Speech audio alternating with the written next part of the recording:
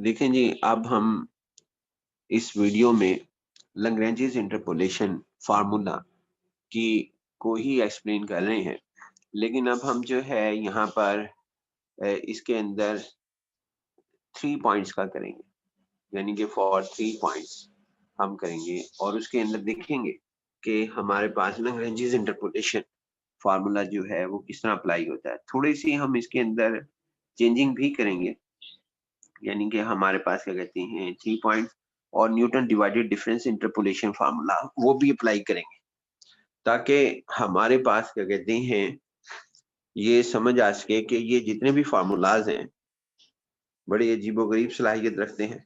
क्या सलाहियत रखते हैं जी? कि इनके जवाब सेम आते हैं, चाहे हम किसी से भी करें। इस यानी कि चाहे हम न्यूटन डिवाइडेड से करें या लैग्रेंजेस से करें, अगर हमारे पास बाकियों के चांस हैं, यानी कि अगर ये इक्वल पॉइंट्स हैं जो 3 पॉइंट्स में रखने जा रहा हूँ या 10 पॉइंट्स हों, उनको रखने जा रहा हूँ, तो वो अगर हमारे पास क्या कहते हैं उसमें 3 पॉइंट्स हैं और वो इक्वल हैं, 10 पॉइंट्स हैं इक्वल हैं, तो फिर 6 में से जो मर्ज़ी फ़ॉर्मूला अप्लाई करें, जवाब एक ही आएगा। ये 2 नहीं आ सकते जवाब। जैसा कि हमारे साथ गाज़ फॉरवर्ड और गाज़ बैकवर्ड में इवन केस के अंदर 2 जवाब आ गए थे, वो कैलकुलेशन में गलती थी। यहाँ पे जो है ना ऐसी सूरत-ए-हाल नहीं है। यानी कि आपके पास क्या कहते हैं यहाँ पर जवाब जो-सी है, यानी इंटरपोलेशन में सबके जवाब जो-से हैं वो सेम आने चाहिए। अगर सेम आएँगे तो ठीक है, वरना थोड़ा जो-सा वो गलत होगा। और उसके बाद अब आज जो हम कर रहे हैं, मैं जो अब कर रहा हूँ वो अनइक्वल स्पेस के लिए कर रहा हूँ। जो पिछला पेज था, पेज नंबर 3 उसके या पेज नंबर 2 उसके बाद जो प्रॉब्लम हमने हल किया था, वो हमारे पास इक्वल स्पेस का बाय चांस आ गया था। अब हम ये अनइक्वल स्पेस का हम यहाँ पर करेंगे। तो देखते हैं जी हम कैसे करते हैं इसके अंदर अनइक्वल स्पेस, ताकि हम न्यूटन डिवाइडेड और न्यूटन डिवाइड डिफरेंस इंटरपोलेशन और लैग्रेंजेस ही अप्लाई कर सकें, बाकी 4 अप्लाई ना कर सकें। यानी बाकी 4 कौन सी हैं? न्यूटन फॉरवर्ड, न्यूटन बैकवर्ड, गास फॉरवर्ड, गास बैकवर्ड, वो अप्लाई ना कर सकें। हम सिर्फ और सिर्फ जान के स्पेशल केस डिस्कस कर रहे हैं कि जिसमें स्पेस जो है वो अनइक्वल हो।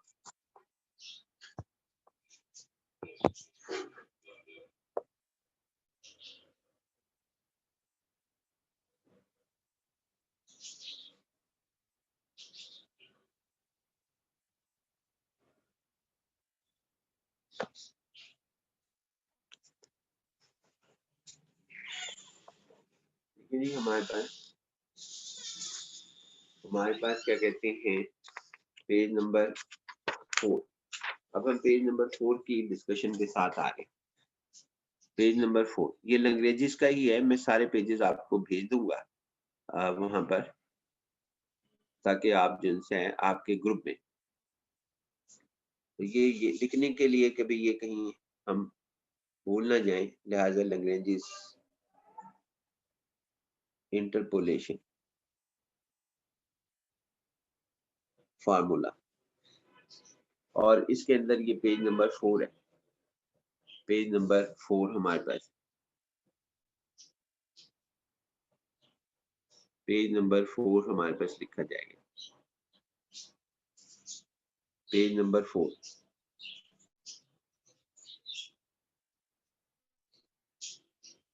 इसमें हम अनइक्वल पॉइंट्स लेंगे। Apply Lagrange's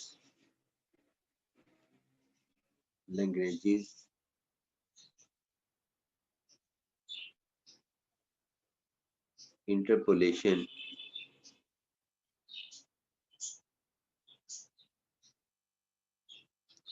formula, Lagrange's interpolation formula for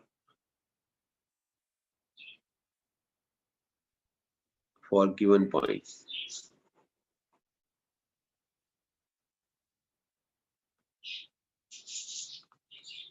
Given points हमारे पास ये है।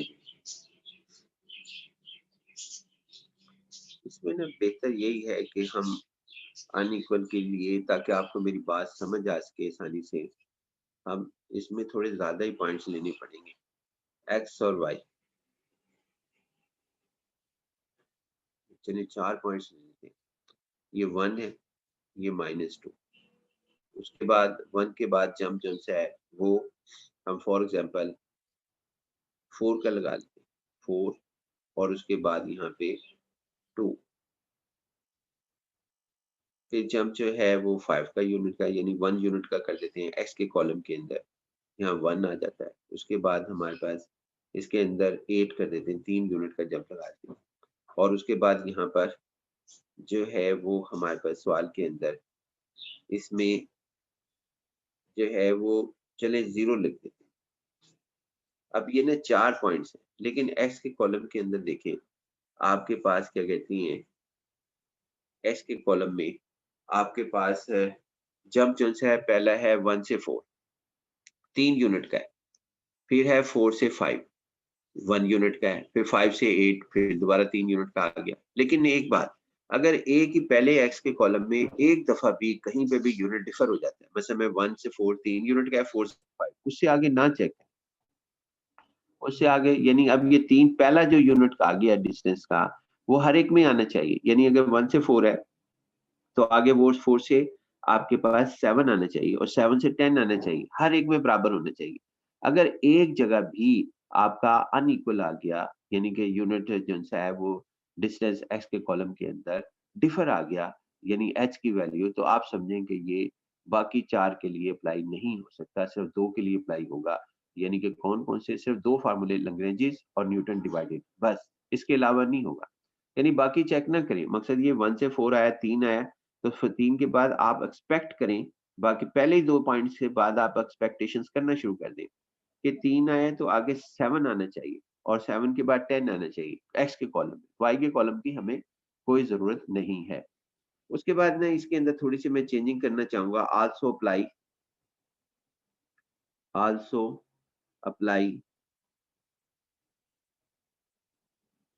Apply Newton's divided difference, Newton's divided difference, एक और चेंज करना चाहूँगा मैं इसके अंदर, to find the polynomial, to find the polynomial. अब मैं चाहूँ तो इसकी डिग्री जो सी है वो लिख दूँ अपने सवाल में, पॉलिनोमियल, क्योंकि इसकी डिग्री जो आएगी वो 3 आएगी। डिग्री अगर ये 4 पॉइंट्स हैं, तो हमारे पास डिग्री जो है पॉलिनोमियल ऑफ डिग्री, ना भी लिखता तो तब भी कोई फर्क नहीं पड़ता, ये हर एक में मैं लिख सकता हूँ, डिग्री 3।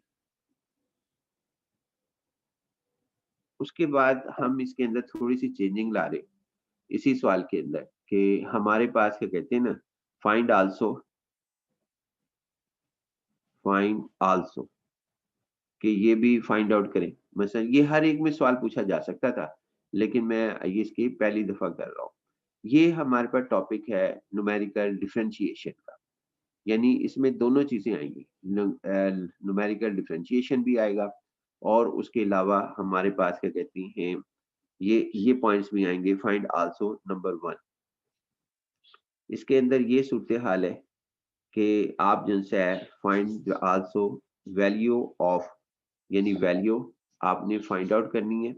वैल्यू मिसाल के तौर पर 1.37, ये इसके ऊपर। अब ये गौर करें कि ये 1 और 4 के दरमियान ये पॉइंट लाई करता है। हम, मैं यूं नहीं कह सकता कि 9.37, 9.37 वो आउटर हो जाएगा। हम इनर की डिस्कशन, यानी हमारा जो क्लोज इंटरवल है वो 1 से 8 है हमारे पास। उसके बाद दूसरा हमारे पास ये है कि दूसरे में हमारे पास क्या लिखा जाएगा,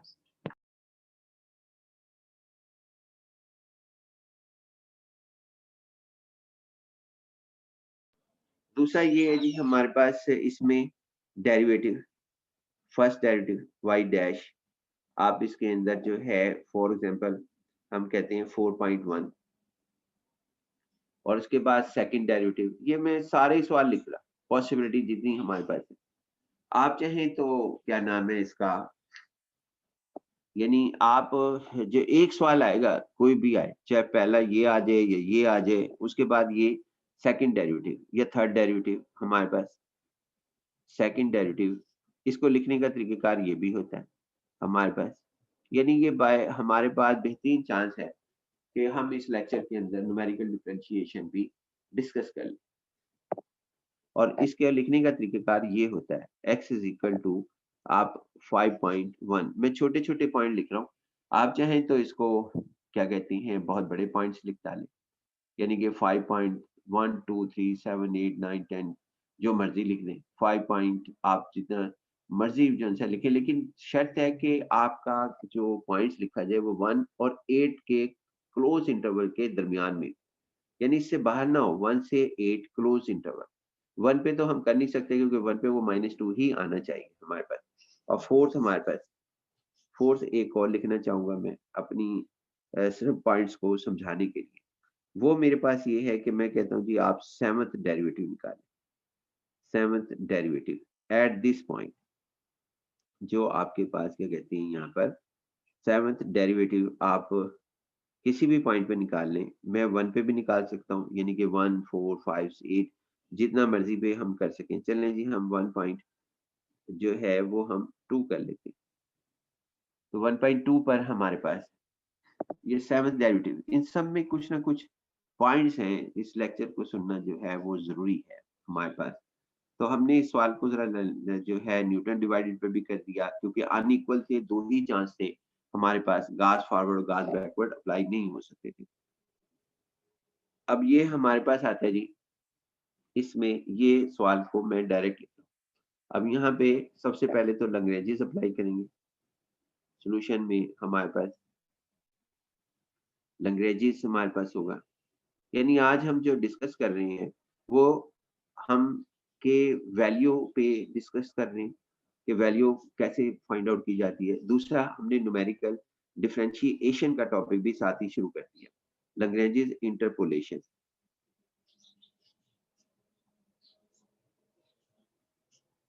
और ये सब पे वैलिड है। एक और बात बता दूं कि ये वाला हिस्सा फाइंड आल्सो द वैल्यू, ये वाला हिस्सा सब पे एक जैसे ही है, वो हम बाद में डिस्कस कर लेंगे कि ये हमारे पास कैसे एक जैसा है, यानी ये हमारे पास क्या कहते हैं, हम बाद में इसको डिस्कस कर लेंगे कि ये हमारे पास कैसे एक जैसा हमारे पास।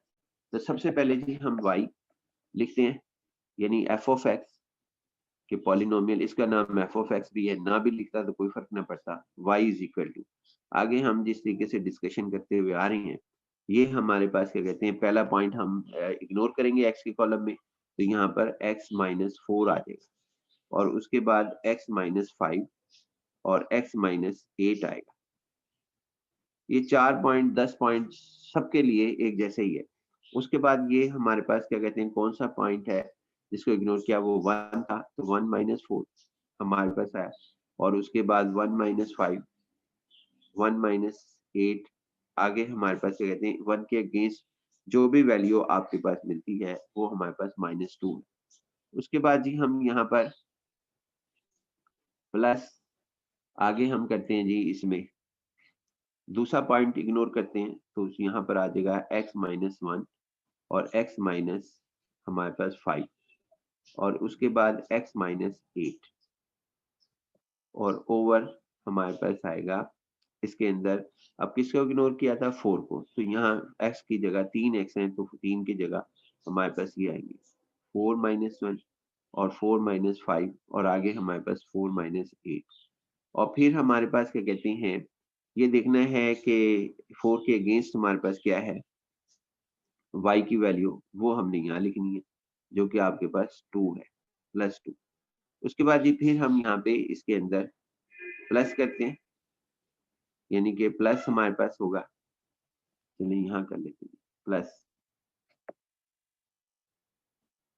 प्लस में हमारे पास ये लिखा जाएगा जी, यानी प्लस हमने लिखा, और उसके बाद यहाँ पे लिखा जाएगा पहला x, और x के बाद हमारे पास 0.5 जो है वो इग्नोर करना है, x माइनस 1, और उसके बाद x माइनस 4 हमारे पास लिखा जाएगा, 5 को इग्नोर करना है हमने, तो x माइनस 5 नहीं 8 हमारे पास होगा। उसके बाद 5 को इग्नोर कर दिया तो 5 माइनस 1, आगे आपके पास 5 माइनस 4, और उसके बाद हमारे पास 5 माइनस 8, और 5 के क्रॉसपोंडिंग जो वैल्यू है वो है 1 y की, वो यहाँ लिखी जाएगी। नेक्स्ट स्टेप में हम यहाँ पर प्लस अब यहाँ पे लिखेंगे जी हम इसके अंदर ये 8 को इग्नोर किया जाएगा। x minus 1, x minus 4, x के कॉलम में, ये x का कॉलम है, उसमें हम 8 को इग्नोर कर रहे हैं। x माइनस 5 ओवर, आगे उसके बाद क्या कहते हैं 8 हम सब्स्टिट्यूट करेंगे क्योंकि 8 को इग्नोर किया था इन तमाम जगहों पर।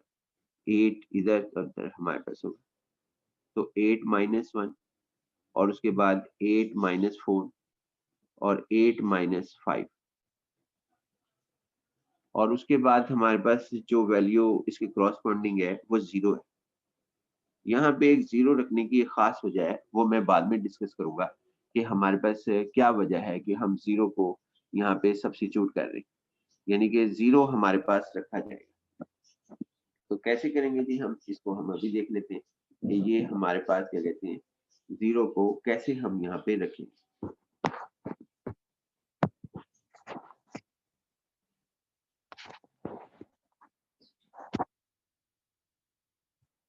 आगे देखते हैं जी हम यहाँ पर इसके अंदर, अब मैं इसके अंदर ना डायरेक्ट ही करना चाहूंगा ताकि एक थोड़ा बहुत स्टेप कैलकुलेटर पे भी करना आपको आए और आप इसकी तरफ भी जाएं। ये देखें जी ये -2 है और यहाँ पे देखने क्या है, कैलकुलेशन में डायरेक्ट ही कर देता हूँ। पहली बात तो कितनी नेगेटिव आएंगी, 4 नेगेटिव आएंगी, 1 2 क्योंकि ये नेगेटिव है, इसका आंसर -3 -4 -7 1 2 3 4, तो लिहाजा प्लस आएगा। पहली बात तो ये हमें कंफर्म होगी। उसके बाद हमने देखने के कोई कैंसलेशन है, तो ये 2 है, ये 4 है, तो कैंसिल कर देते हैं, तो यहाँ पे 2 4s आर यानी 2 रह जाएगा, 2 हमारे पास होगा। तो अब इसको मल्टीप्लाई कर लेते हैं हम, 3 मल्टीप्लाई 2 6 6 और 48 1/48, ये इसका आंसर आएगा 1/48 हमारे पास होगा 1/48। तो 1/48 हमारे पास आ गया। एक दफा फिर चेक कर लेते हैं, ये 3 आ गया, जो माइनस, तो चूंकि माइनस में इसलिए नहीं बोल रहा कि वो पहले डिसाइड हो चुका है, 4 है, 1 2 3 और 4, ये -3, इसमें भी माइनस है, माइनस दो सेकंड -7, थर्ड -4 -3। अच्छा जी, अब यहाँ पर हमारे पास आ जाता है कि 1 बाई ये 2, यहाँ पे 4 था, 2 कैंसिल हुआ, तो 3 मल्टीप्लाई 2 6 6 48 आ गया। अब ये 3 मल्टीप्लाई करने, 3, तो ये हमारे पास इस तरह है कि ये एक्स क्यूब आया। पहला हमने ना इसको मल्टीप्लाई करने का डायरेक्ट हमारे पास है तरीकेकार। मिसाल के तौर पर ये एक्स क्यूब है, ये सिर्फ लैग्रेंजेस में डिफरेंट है, लैग्रेंजेस में ये डिफरेंट हमारे पास है कि कैलकुलेटर को किसी और तरीके से ये मल्टीप्लाई करता है लेकिन कर लेता है। अब ये हमारे पास ना, इसके लिए मुझे वर्क अलहदा से करना पड़ेगा ताकि मैं जनसा है ये इसको समझा सकूं। तो चले जी मैं यहाँ पे अलहदा से वर्क कर लेता हूँ, फिर मैं उसको डायरेक्ट लिखूंगा कि हमारे पास क्या कहते हैं यहाँ पर ये किस तरीके से मल्टीप्लाई होता है। ये देखें जी x-4, ये आप बेशक ये ना करना वर्क, लेकिन मैंने इसको मल्टीप्लिकेशन यानी कि क्यों ना करना ये भी समझ आ जाएगा कि मैं भी आप डायरेक्ट कैलकुलेटर पे करें। इसमें देखें कि कौन से पॉइंट्स हैं जो हमारे पास क्या कहते हैं 4 इसमें यूज हुए, वो 4 5 और 8, वो कौन से हैं, इसको आपने कैसे ढूंढना है, आपने इसको ऐसे ढूंढना है, इस तरह करते हुए x-4 0, तो x इज इक्वल टू 4। इसी तरह बाकी देखें तो वो x इज इक्वल टू 5 और 8 हासिल हो जाएंगे आपके पास। ये मैंने वर्क लगा, ये पॉइंट इस तरह होंगे क्योंकि अगर यहाँ पे +4 होगा तो आपके पास क्या कहते हैं यहाँ पर, अगर ये +4 है तो आपके पास यहाँ पर आएगा -4, -4 आएगा अगर x +4 इज इक्वल टू 0 रखें। तो लिहाजा हमारे पास के अंदर, तो वो यहाँ पे हमें -4 लिखना पड़ेगा, अगर ये x +4 है तो ये -4 लिखना पड़ेगा, फिलहाल नहीं। उसके बाद फिर आपने ये करना है कि आपने सबसे पहले तो एक्स क्यूब लिखना है, यानी ये एक्स क्यूब। उसके बाद दूसरा स्टेप क्या करना है, ये जो हमारे पास 4 5 8 है, इनको सिंपल ऐड कर लेना, यानी पहले ऐड कर लेंगे। जिस तरह कैलकुलेटर में 4 + 5 मैं डायरेक्ट कर रहा हूँ, 4 5 + 4 9, जो अगर सब्ट्रैक्ट हो रहे हैं तो सब्ट्रैक्ट कर देंगे, ये फिलहाल प्लस हो रहे हैं। 5 + 4, यानी पहला स्टेप क्या होगा कि आपने इनको एडिंग करना है। 5 + 4 हमारे पास क्या होगा 9, 9 + 8 हमारे पास होगा 17, 17x स्क्वायर आएगा, ये डिसेंडिंग में लिखेंगे। फिर क्या करेंगे हम, फिर हम ये करेंगे कि जो पहला वाला है ना, उसके साथ ये देखें जी हम क्या करने जा रहे हैं।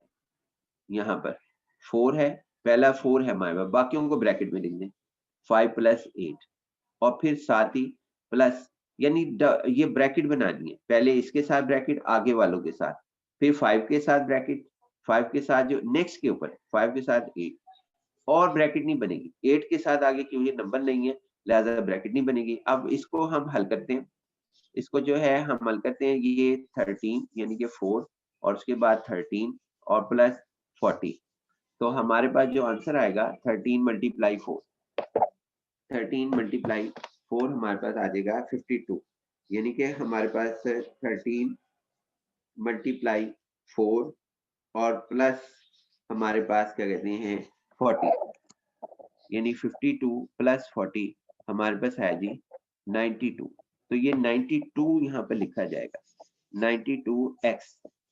अब उसके बाद जो तीसरा है, अगला स्टेप कैसे होगा, पहला स्टेप है ऐड करना, दूसरा स्टेप है कि आपके पास क्या कहती हैं हमारे पास 4 के साथ बाकी ब्रैकेट के साथ काम करना, तीसरा स्टेप हमारा ये होगा कि इनको मल्टीप्लाई कर देना।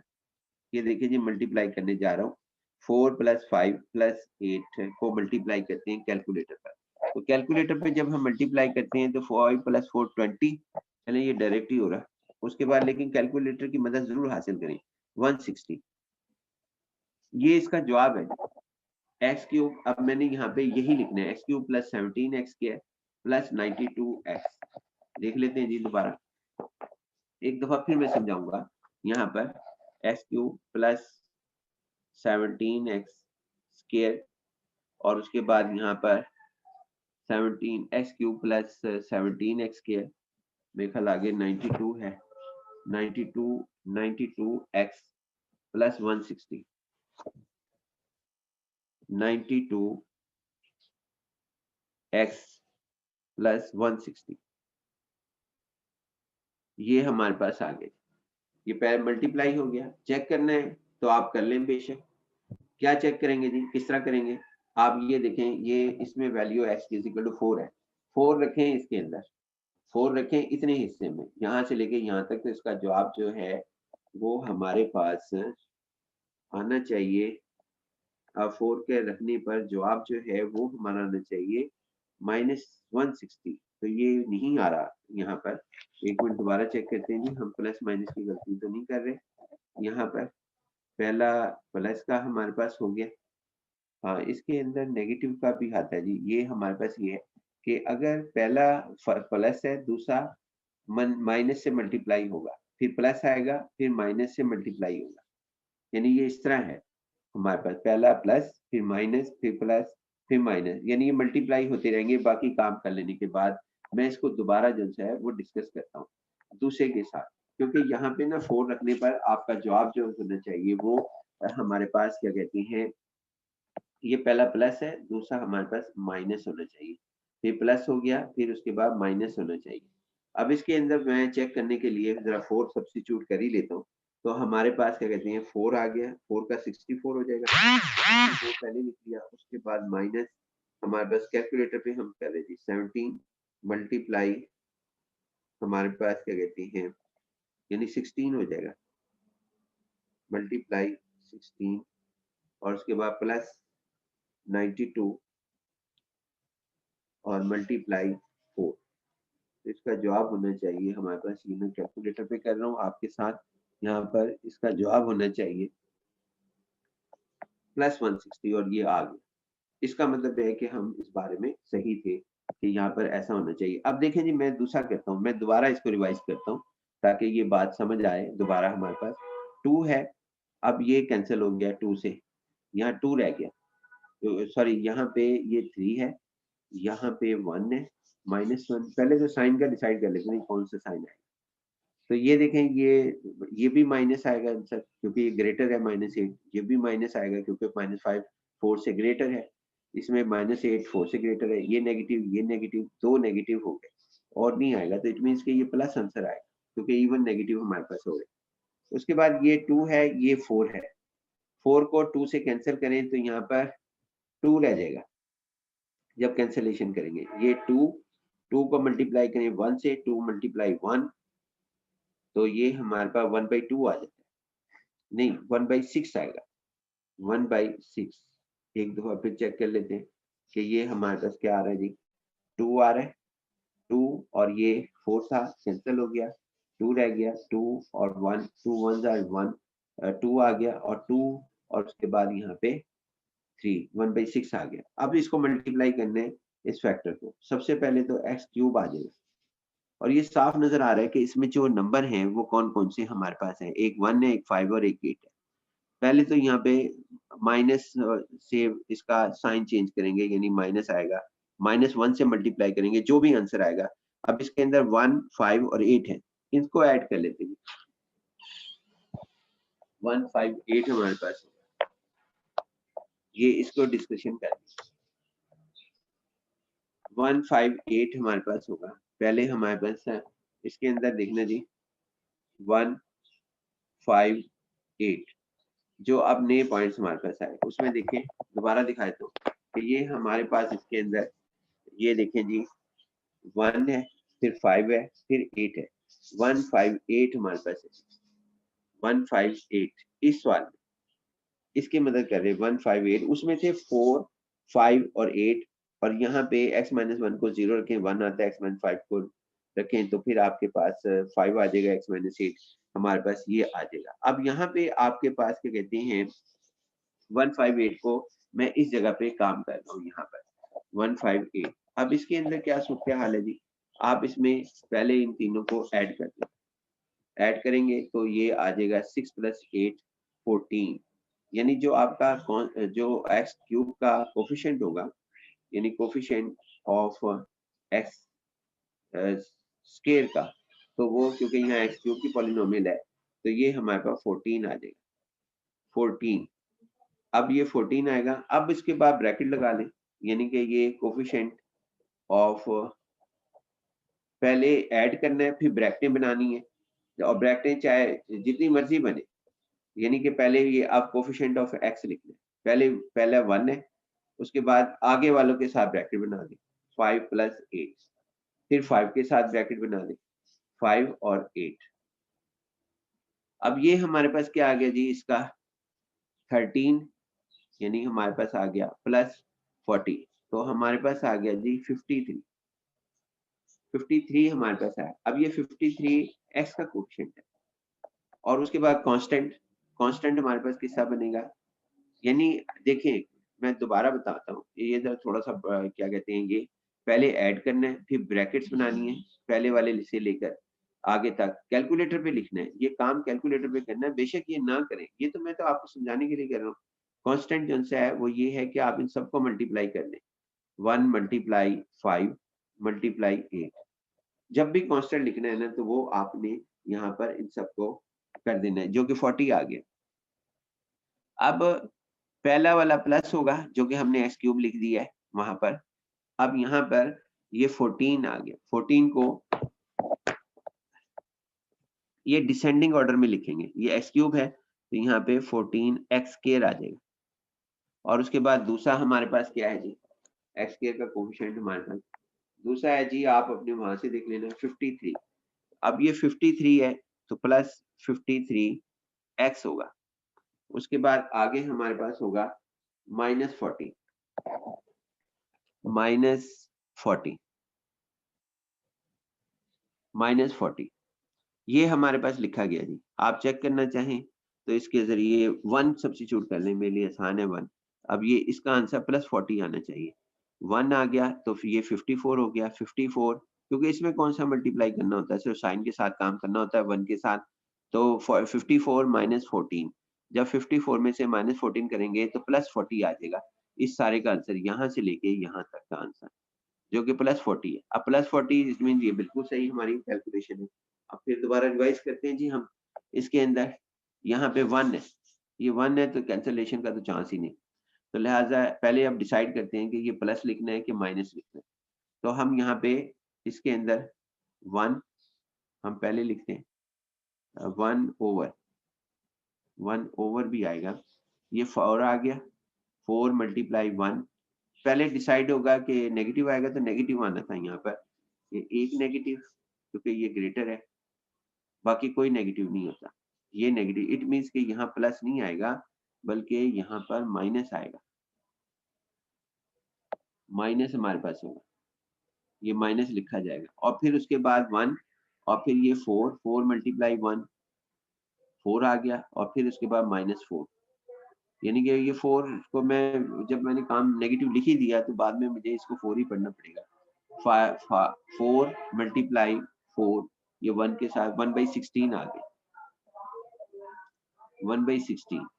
उसके बाद यहाँ पर अब इसको मल्टीप्लाई करना है। अब हमारे पास पॉइंट जो सी है वो है 1, 4 और 8। मैं इसे कैलकुलेटर पे डायरेक्ट लिखता हूँ, यानी चाहे जमा कर लूँ, क्योंकि x - 1 को 0 रखता हूँ तो मेरे पास जवाब जो है 1 आता है, इधर x - 4 को, यानी मैंने जो पॉइंट पे काम करना है वो मेरे पास क्या कहते हैं 1, 4 और 8 है। इनको पहले ऐड करता हूँ, तो पहले तो सबसे पहले x³ लिखूंगा। क्यों लिखूंगा? क्योंकि ये 1, 2, 3 फैक्टर है, 1 और 2 3 फैक्टर हमारे पास मौजूद है। तो x³ हमारे पास आया। फिर उसके बाद हमारे पास क्या कहते हैं 8, 4, 12, 12 + 1 13, तो ये +13 आना था, जिसको -1 से मल्टीप्लाई करेंगे क्योंकि हमने अल्टरनेट साइन जो हैं वो रखने, यानी पहले प्लस है, दूसरा हमेशा प्लस से ही स्टार्ट करेंगे। तो प्लस हमारे पास है, उसके बाद जो भी जवाब आएगा इनको ऐड करना है पहले और फिर उसके बाद हमने यहाँ पर इसे लिखना है। मैं यहाँ पे चलें अब ये सामने कर लेते हैं, क्योंकि हम इस पोजीशन में आ गए हैं कि हम इसको इजी के साथ भी कर सकते हैं। तो ये 1, 4 और 8, तो सबसे पहले तो इनको ऐड करना है, जो कि एक्स स्क्वायर का कोफिशिएंट आएगा। एक्स स्क्वायर के क्यों आएगा? क्योंकि हमारे पास क्या कहते हैं ये रफ वर्क है, आप इसको लहदा भी कर सकते हैं। ये डिसेंडिंग ऑर्डर है, यहाँ पे x³ लिखा हुआ है, x³। तो x³ में हमारे पास क्या कहते हैं x³ जब लिखा हुआ हो तो इसका मतलब ये होता है कि अगली टर्म जो सी वो एक्स स्क्वायर आएगी, चाहे वो 0x² आए। बात याद रखना कि 0x² आए। तो 1 + 4 + 8, जो आंसर है वो 13 है, +13। अब +13 को आप -1 से मल्टीप्लाई करके -13, क्योंकि पहला प्लस दूसरा नेगेटिव। अब हमने लिखना है, यानी यहाँ पर 1 कर लेते हैं। अब x का कोफिशिएंट लिखते हैं, x के कोफिशिएंट में हमारे पास पहले 1 आएगा, 1 और आगे ब्रैकेट, यानी इस तरह करना है 1 + 8 प्लस उसके बाद यहाँ पर आपके पास 4 के साथ ब्रैकेट बन जाएगी 8, 8 के साथ नहीं बनेगी, 8 के साथ नहीं बनेगी। तो अब हमारे पास कितना बन गया जी 12 पहला और दूसरा हमारे पास 32। तो आंसर जो है वो हमारे पास 44 आया, 44 44 हमारे पास आंसर आया जी 44। अब 44 वो +44 आया तो इसे +1 से मल्टीप्लाई करेंगे, क्योंकि ये पहला प्लस था फिर माइनस, अब यहाँ पे 44 आ गया, 44x। अब लास्ट में कांस्टेंट है, कांस्टेंट हमारे पास लिखने, कांस्टेंट लिखने का तरीकेकार ये है कि सबको मल्टीप्लाई कर दो, 1, 4, 1 और 4 और 8, 32 आएगा। अब चूंकि पहला +1 से मल्टीप्लाई होके आया, फिर दूसरा -1 से, फिर अब +1 से, अब इस आंसर को हम जो है -1 से मल्टीप्लाई करेंगे, जो कि 32 आएगा। ये हमारे पास है। ये चाहता तो कैलकुलेटर पे ही सारे काम कर लेता, अब मैं दूसरा काम कैलकुलेटर पे ही करूंगा। यहाँ पे आपके पास क्या कहते हैं, इसमें जो आएगा हमारे पास, जो जिन पे काम करना है हमने, एक तो ये हो गया जी हमारे पास। अब एक और काम जो है अब हमारे पास करना है, पहले तो हम इसे करते हैं 0। 1 मिनट, ये 0 है तो सारी टर्म 0 हो जाएगी, आप ना करें काम, यानी कि अब यहाँ पे ये फायदा है 0 का। 0 जितने लैग्रेंजेस इंटरपोलेशन में आएंगे, जो कि हमारे पॉइंट्स के अंदर 0 आ गया था, यानी कि ये देखें y के कॉलम में हमारे पास ये 0 आ गया था। ये जितने भी ये 0 दरमियान में आ जाए, इधर आ जाए या इधर आ जाए, कहीं पर भी 0 आ जाए, आप समझें कि आपको लैग्रेंजेस इंटरपोलेशन के अंदर बड़ी आसानी पैदा हो गई। क्योंकि आप चाहे मैं मल्टीप्लिकेशन करूं किस ना करूं किसी भी मेथड से मल्टीप्लिकेशन, तो ये 0 को, ये सारी टर्म को 0 कर देगी, तो मैं सबको 0 ही लिख देता हूँ। मैं मल्टी एग्जाम में भी आपने यही करना है कि मल्टीप्लिकेशन जो सी है, अगर आपके पास लैग्रेंजेस इंटरपोलेशन में आती है तो आप उसको 0 कर दें। अब उसके बाद हमारे पास ये है कि इसमें ये लिखा जा रहा है जी, अब हम इनको ऐड करते हैं, यानी कि इनके कोफिशिएंट अलहदा करते हैं और दूसरी चीजें अलहदा करते हैं। तो y इज इक्वल टू या f of x is equal to, ये एक ही बात है। एफ ऑफ एक्स पहले भी लिखते हैं क्योंकि y के दो नाम हैं।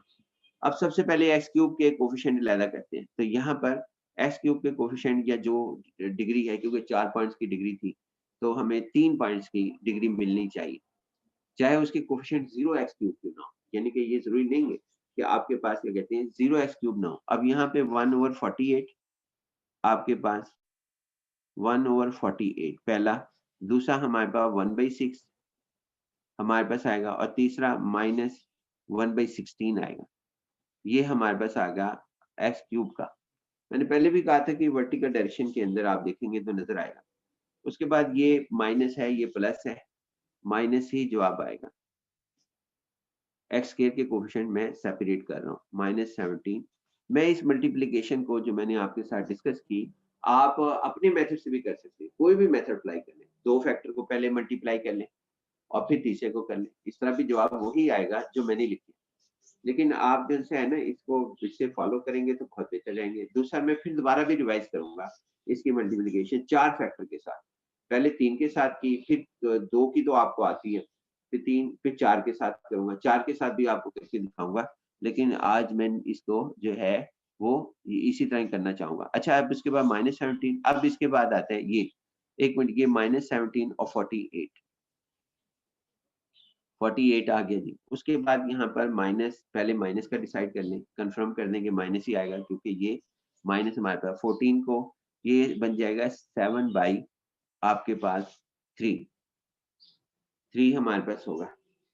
उसके बाद इसके पास आते हैं, ये माइनस माइनस प्लस हो जाएगा, और यहाँ पे 13/16 हो जाएगा,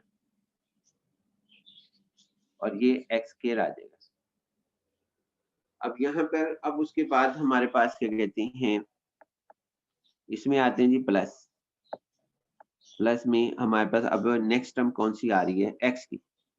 एक्स हमारे पास ये एक्स, अब पहले साइन कंफर्म कर लेते हैं इसका ब्रैकेट के अंदर, जो कि प्लस ही है, क्योंकि ये भी प्लस, ये भी प्लस। अब 92 को सिंप्लीफाई करते हैं कैलकुलेटर पर।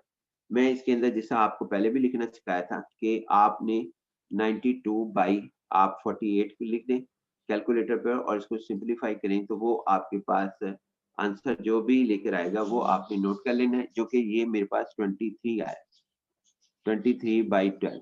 तो आप कैलकुलेटर का ज्यादा से ज्यादा इस्तेमाल जरूर रखा करें। उसके बाद आगे जी हमारे पास ये है कि ये आ गया। अब इसको करते हैं 53/6, क्योंकि ये डिवाइड नहीं होगा, ये ऑड है, ये हमारे पास 3 का मल्टीपल है। 3 के मल्टीपल तो ये तो जरूर है 6, लेकिन 53 नहीं है। तो यहाँ पे आपके पास क्या कहते हैं 53/6, ये यानी कैंसिल नहीं होगा, ये 3 का मल्टीपल नहीं है, ये है 3 का मल्टीपल। 2 का मल्टीपल ये भी नहीं, ये भी नहीं।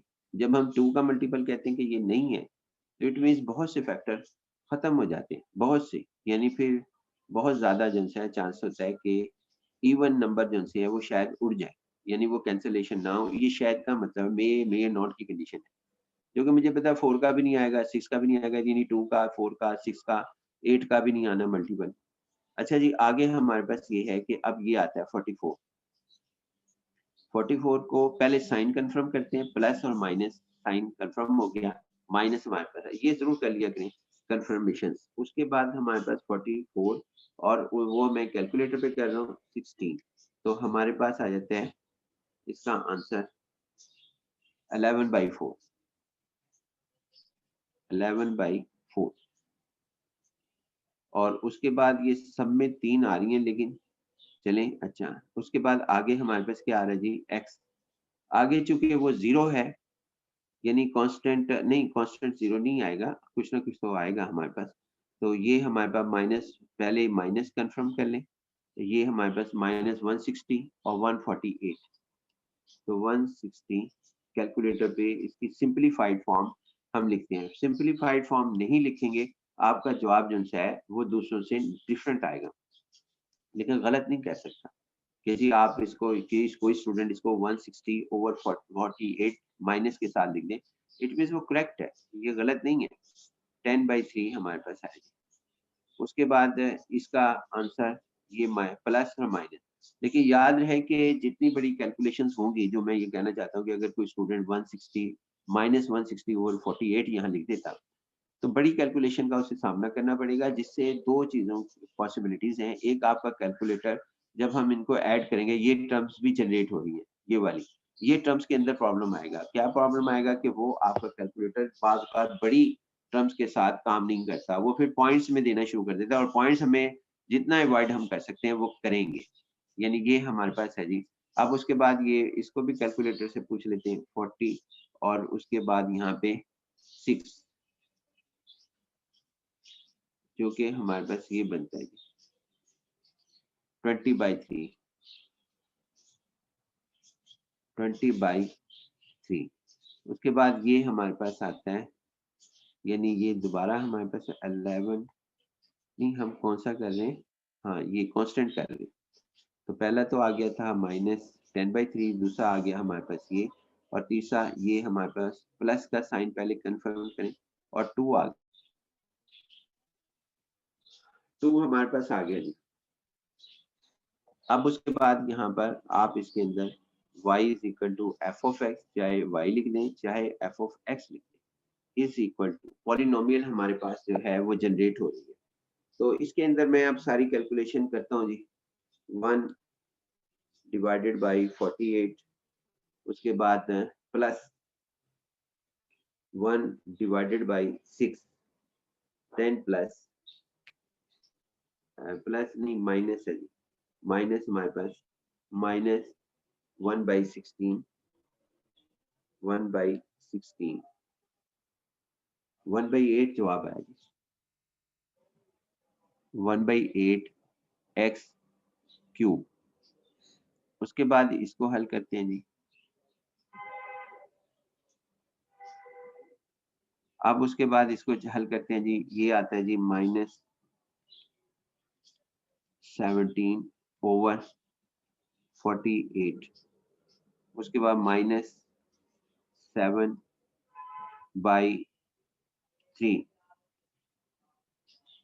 प्लस 13/16।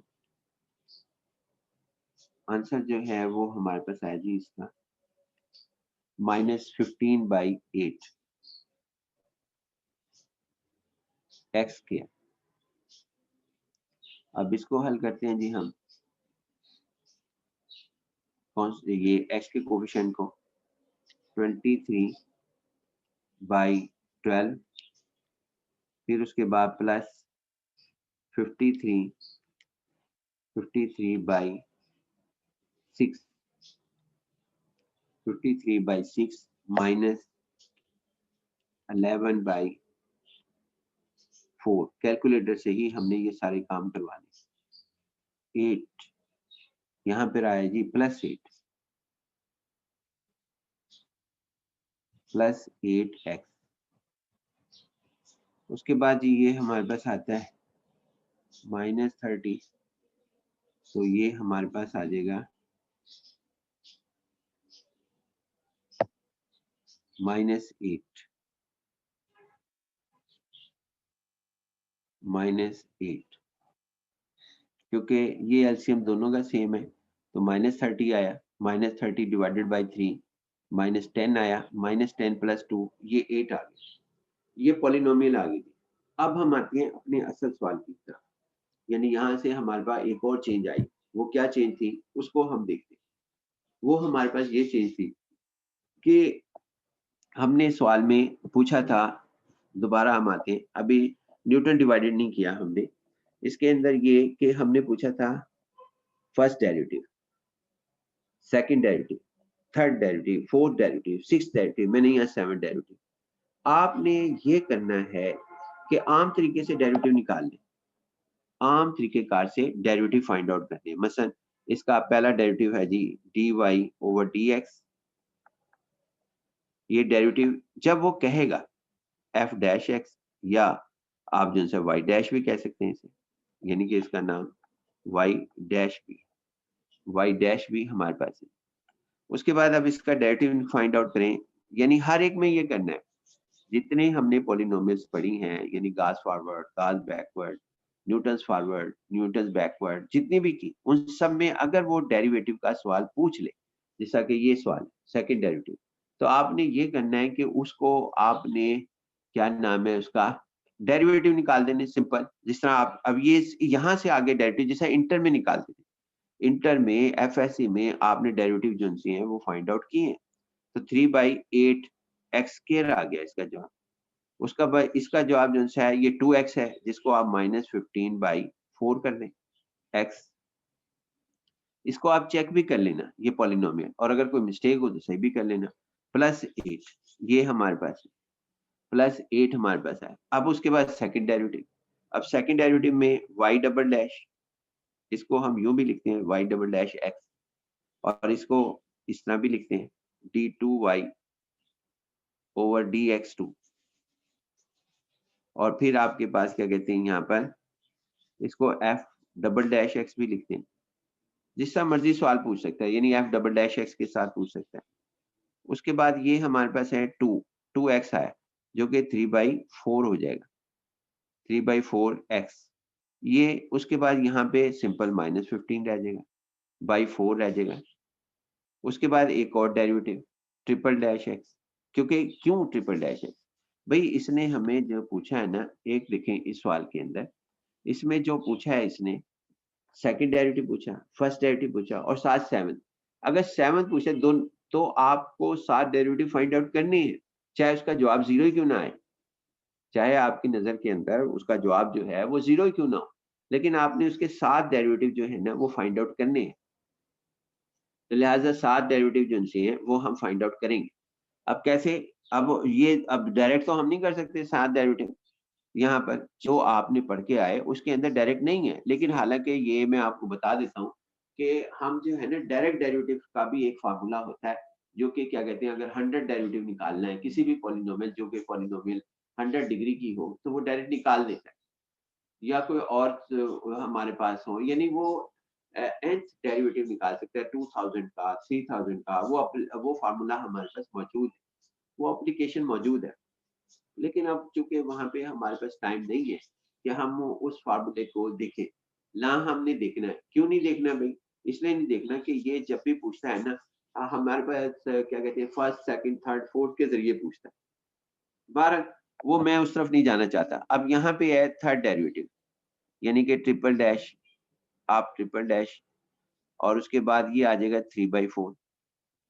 उसके बाद फोर्थ डेरिवेटिव, फोर्थ, अगर ये कहे तो हमने सारे फाइंड आउट करने पड़ेंगे, जीरो। फिफ्थ डेरिवेटिव आपके पास, फिफ्थ मैं इनकी तरफ लिख देता हूँ, fifth derivative zero, sixth derivative zero, seventh derivative zero. ये मैंने एक ही दफा जीरो लिख लिया। सेवंथ डेरिवेटिव चाहे तो अलग अलग करके कर लें, सेवन डेरिवेटिव इसके साथ एक्स लिखना चाहें तो लिख लें, ना लिखें तो तब भी कोई फर्क नहीं पड़ता, लेकिन अंडरस्टूड होता है कि एक्स है, ये पहले बता दूं। यानी ये ऑप्शन तो लिखने ना लिखने का है, लेकिन अंडरस्टूड होता है कि एक्स यहाँ पे लिखे हुए इन सबके साथ, यानी y4 ब्रैकेट के अंदर एक्स, y5 ब्रैकेट में एक्स, y6 ब्रैकेट में एक्स। अब अच्छा ये हमारे पास आ गई। अब आप देखें कि हमने करना क्या है, हमने यहाँ पे यानी पहले पॉलिनोमियल, अभी तक हम पॉलिनोमियल ही फाइंड आउट करते हुए आ रहे थे, पॉलिनोमियल ही हम फाइंड आउट करते थे, और उसमें कोई डेरिवेटिव नहीं निकालने होते थे, उसमें कोई वैल्यू नहीं निकालनी होती थी। ये वैल्यू अब हम जो है यहाँ पर निकालेंगे, फाइंड आउट करेंगे। ये हम इसको 1 कह लेते हैं, इसे 2 कह लेते हैं, 2 यानी 2, इसको इसको हम थर्ड कह लेते हैं, ये f डबल डैश एक्स को, क्योंकि ये डबल डैश एक्स भी इसने कहा है कि फाइंड आउट करो, थर्ड। और इसके बाद ये सेवंथ डेरिवेटिव को 4 कह लेते हैं, सेवंथ डेरिवेटिव को 4 कह लेते हैं। सबसे पहले जी हम f dash x, f dash x सबसे पहले, सॉरी f ऑफ एक्स, क्योंकि इसके अंदर जो इसने सवाल पूछा था वो f ऑफ एक्स का पूछा था सबसे पहले, यानी 1.37 हमारे पास लिखा जाएगा, 1.37 हमारे पास, यानी जहां आपके पास x है वहां पर आप 1.37 जो है वो हम रख देंगे। तो 1.37 रखें जी यहाँ पर, ये रखी जाएगी वैल्यू 1 में, और जब हम फर्स्ट डेरिवेटिव की वैल्यू पूछना चाहेंगे तो वो 2 से, और जब हम सेकंड डेरिवेटिव की पूछना चाहेंगे वो 3 से, जब हम सेवंथ डेरिवेटिव की करना चाहेंगे वैल्यू तो वो क्वेश्चन नंबर 4 से हमें करना पड़ेगा, यानी इसमें रखना पड़ेगा। फिलहाल जी हम यहाँ पर रख रहे जी एफ ऑफ एक्स यानी 1.37। क्वेश्चन नंबर हमारे पास क्या कहते हैं, हम 1 में हम सब्स्टिट्यूट कर रहे हैं इसको, तो 1/8 और 1.37 का क्यूब और उसके बाद -15 इसमें रख रहे जी 15 15x स्क्वायर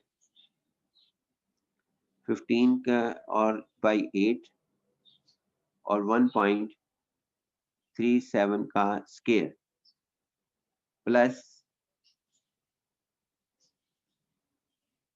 प्लस उसके बाद 8 1.37। इसको अब हमने हल करना है कैलकुलेटर पर, जो जवाब आएगा वो f ऑफ 1.37 का होगा। जो भी आंसर आएगा इसको अभी हम कैलकुलेटर पे कर ही लेते हैं, तो ये हमारे पास आ जाएगा जी, आप चेक कर लेना बाकी 1 पॉइंट यानी हमारे पास 1.37 और उसके बाद ये हमारे पास इसका क्यूब माइनस उसके बाद क्या कहते हैं -15 मल्टीप्लाई 1.37 इसका स्क्वायर और उसके बाद हमारे पास क्या कहते हैं +8 नहीं डिवाइडेड बाई भी है हमारे पास 8, ये हमारे पास डिवाइड बाई 8 यानी यहाँ की बात कर रहा हूँ मैं, ये 8 भी हमारे पास, उसके बाद जी +8 मल्टीप्लाई 1.37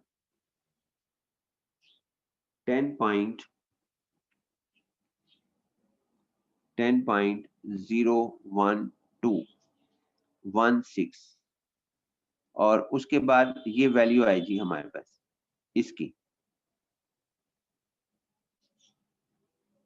ये वैल्यूज आई। अब उसके बाद सेकंड डेरिवेटिव में ये पूछता है 5.1। सेकंड डेरिवेटिव में ये हमसे पूछ रहा है कि ये सेकंड डेरिवेटिव लिखा हुआ है, तो 5.1 पे हम जो है इसकी वैल्यू मालूम करेंगे। तो सेकंड डेरिवेटिव ये है जी हमारे पास, इसका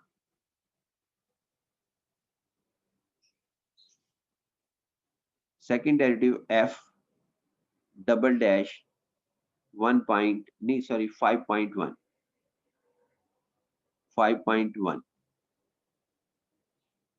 5.1 हमारे पास इसमें रखेंगे 3/4 में इसमें डायरेक्ट ही कर रहा हूँ, चले अच्छा 3/4 5 पॉइंट हमारे पास 1 -15/4 15/4 तो f डबल डैश 5.1। इसको मैं उस तरह नोटेशन जो मर्जी नोटेशन के साथ लिख लूँ, यानी कि मैं कहना ये चाह रहा हूँ कि मैं y डबल डैश के साथ लिख दूँ या d2y के साथ लिख दूँ, एक ही बात है। तो हम यहाँ इसको मल्टीप्लाई करते हैं जी, 3 मल्टीप्लाई 5.1 और डिवाइडेड बाई 4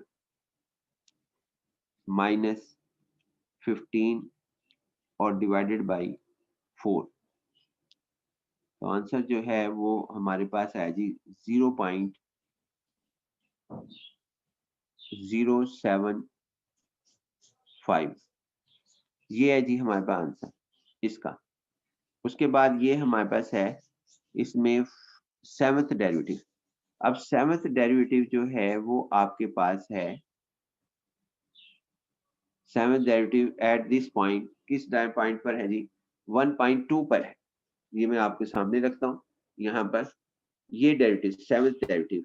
अब सेवंथ डेरिवेटिव 1.2 पर हमने मालूम करना है, तो यहाँ पर देखें जी आपके पास ये है सेवंथ डेरिवेटिव जो कि 0 है। सबके साथ 0 लिख देता, ये इकट्ठे 0 लिख दिए, ये मैंने ऐसे ही लिख दिए। 4 डेरिवेटिव 0, साफ ज़ाहिर है कि ये कितनी डिग्री की पॉलिनोमियल आई?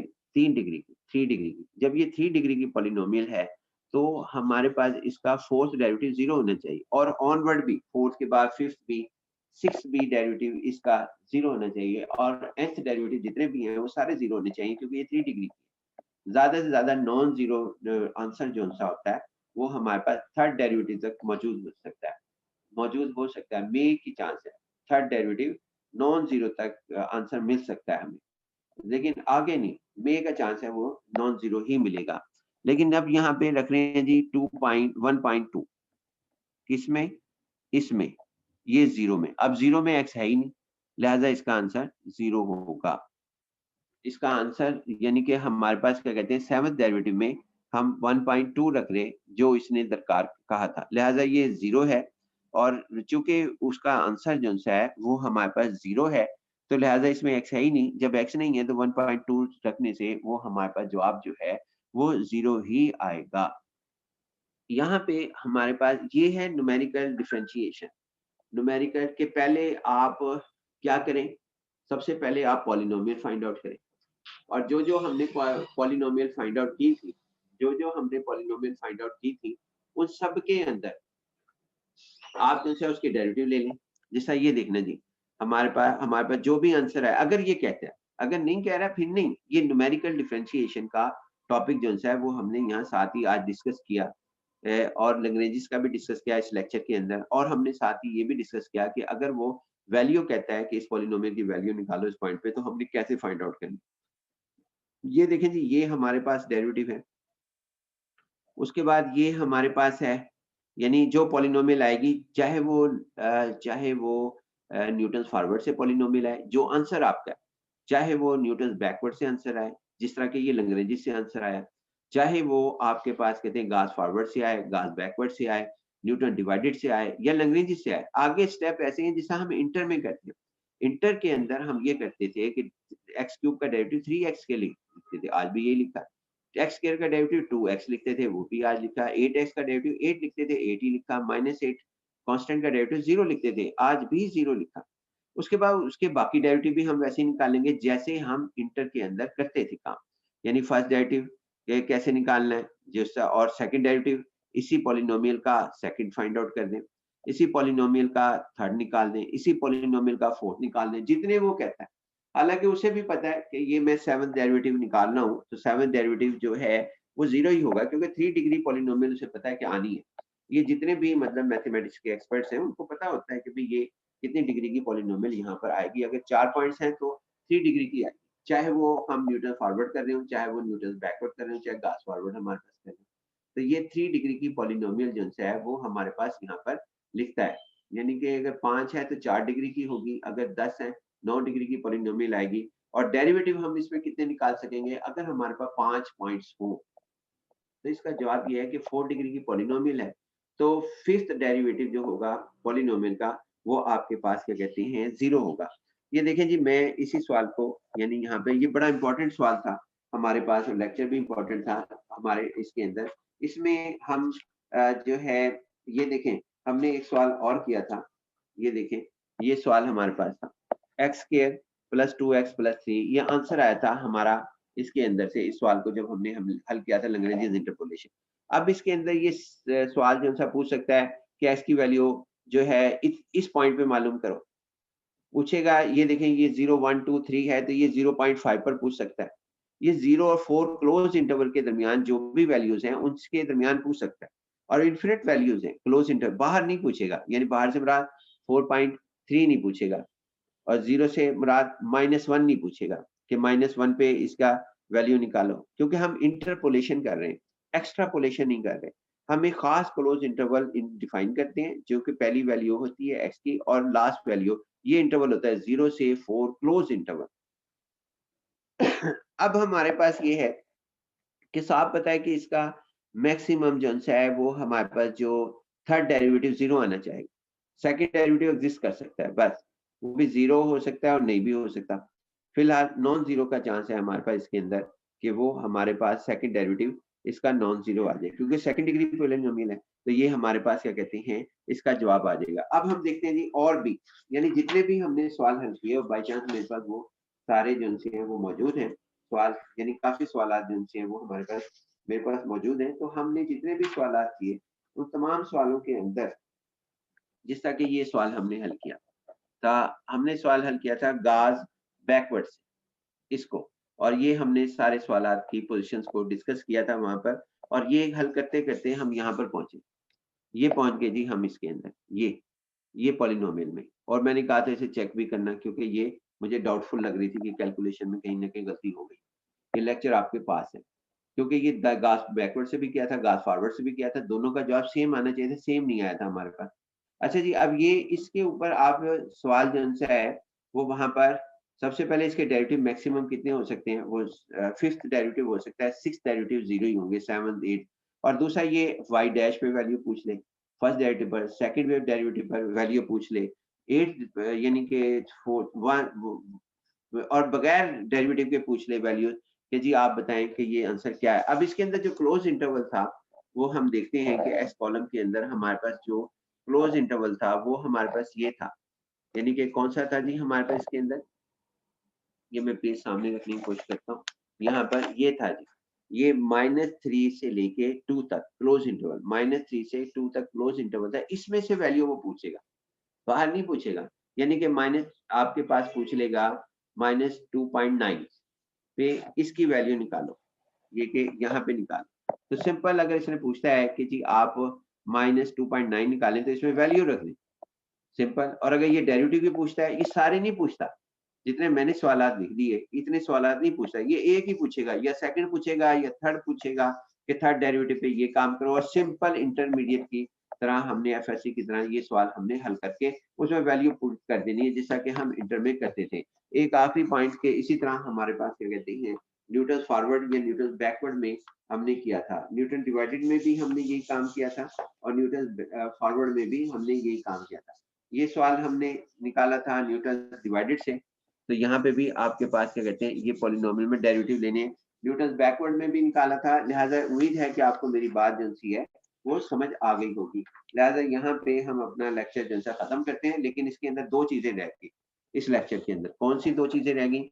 एक तो चीज ये रह गई कि न्यूटन, इसने वहां पे हमने एक सवाल पूछा था कि इसको दो तरीकों से करना है। एक करना था हमने न्यूटन डिवाइडेड से, तो ये आपकी असाइनमेंट होगी, न्यूटन डिवाइडेड डिफरेंस से आपने इसको अप्लाई करना है, न्यूटन डिवाइडेड डिफरेंस से इस फार्मूले, क्योंकि इसमें अनइक्वल हमारे पास है, हमने न्यूटन डिवाइडेड नहीं किया, वो आपने करना है। उसके बाद फिर उसके जवाब चेक करने, ये हमारे पास के उसका पहला आपने डेरिवेटिव निकालना है, फिर सेकंड निकालना है, फिर थर्ड निकालना है। इसको दूसरे सवाल से भी, यानी इन पॉइंट्स को, जो ये पॉइंट्स हैं, इनको न्यूटन डिवाइडेड डिफरेंस से भी आपने इंटरपोलेशन फार्मूले से न्यूटन डिवाइडेड डिफरेंस से आप करके मुझे व्हाट्सएप करेंगे। तो व्हाट्सएप जरूर करना ताकि पता रहे कि कौन कौन काम करता है कौन नहीं करता। ये न्यूटन डिवाइडेड डिफरेंस है। दूसरा, उसका जवाब जो है ना, याद रखना कि यही आना चाहिए, यानी कि ये जवाब आया था हमारे पास जो हमने हल किया इस सवाल को, y is equal to this, ये आंसर था हमारा। अगर ये जवाब नहीं आता तो दो में से एक बात याद रखना, न्यूटन डिवाइडेड डिफरेंस भी यही जवाब लेकर आएगा। अगर जवाब नहीं आता तो याद रखना कि या तो इस सवाल में गलती है या आपके सवाल में गलती है। तो इसको तो मैंने वेरीफाई नहीं किया, आप बेशक वेरीफाई भी कर लेना। इसके अंदर हर वैल्यू एजेंसी है वो रखना, और रखने के बाद जो जवाब आएगा वो हमारा आंसर होगा। इसमें हर, मैंने फिर दोबारा बताया था, अंग्रेजी में हर पॉइंट रखना है, यानी हर पॉइंट एस की वैल्यू 1 रखेंगे तो -2 आना चाहिए, 4 रखने पे 2, 5 पे 1 और 8 पे 0 आपके पास आंसर लाजमी मिले। अगर नहीं मिलता तो इसका मतलब है कि ये करेक्ट नहीं है। उसके बाद न्यूटन डिवाइडेड डिफरेंस भी यही पॉलिनोमियल निकालेगा। एक और चीज बड़ी हैरानकुन होगी, जब न्यूटन डिवाइडेड डिफरेंस से ये सवाल हम हल करेंगे, जो कि आप असाइनमेंट से हल करके व्हाट्सएप करेंगे, इनके जवाब सेम ही रहेंगे, क्योंकि पॉलिनोमियल नहीं चेंज होगी। जब पॉलिनोमियल चेंज नहीं होगी तो फर्स्ट डेरिवेटिव 1.37 पे जवाब वही रखेगा, ये वाला जवाब हमारे पास रखेगा, और उसका सेवंथ डेरिवेटिव फिर दोबारा 0 आएगा, उसका 5.1 पर यही जवाब आएगा 0.07, क्योंकि ये आंसर सेम है। आप इस सवाल को कोई भी जो है, चाहे न्यूटन डिवाइडेड से करें, चाहे न्यूटन लैग्रेंज से करें, ये वाला पोर्शन यानी यहाँ से लेके इससे ऑनवर्ड, ये पोर्शन, ये जो लास्ट है, इससे ये चेंज नहीं होगा, चाहे न्यूटन डिवाइडेड से, बेशक ऑब्जर्वेशन करके देख लेना। मैंने बताया ना कि अगर गलती होगी दोनों में से एक जगह होगी, या आपके पास होगी या मेरे पास होगी, वो आपने जरूर चेक कर लेना। बाकी ये असाइनमेंट का हमारे पास ये न्यूमेरिकल डिफरेंशिएशंस का टॉपिक जो है वो हमारे पास इसके अंदर खत्म होता है, यानी कि क्योंकि ये एक ही लाइन का था, इसकी डिस्कशन ही यही थी, तो मैं वैसे ही लिख देता हूँ यहाँ पर कि ये न्यूमेरिकल डिफरेंशिएशन का टॉपिक जो है वो भी यहाँ पर खत्म होता है। ये मैं लिख इसलिए रहा हूँ कि ताकि आपको जो है ना ये याद रहे कि ये न्यूमेरिकल डिफरेंशिएशन का भी टॉपिक था। तो यहाँ पे लिख देते हैं जी, न्यूमेरिकल डिफरेंशिएशन।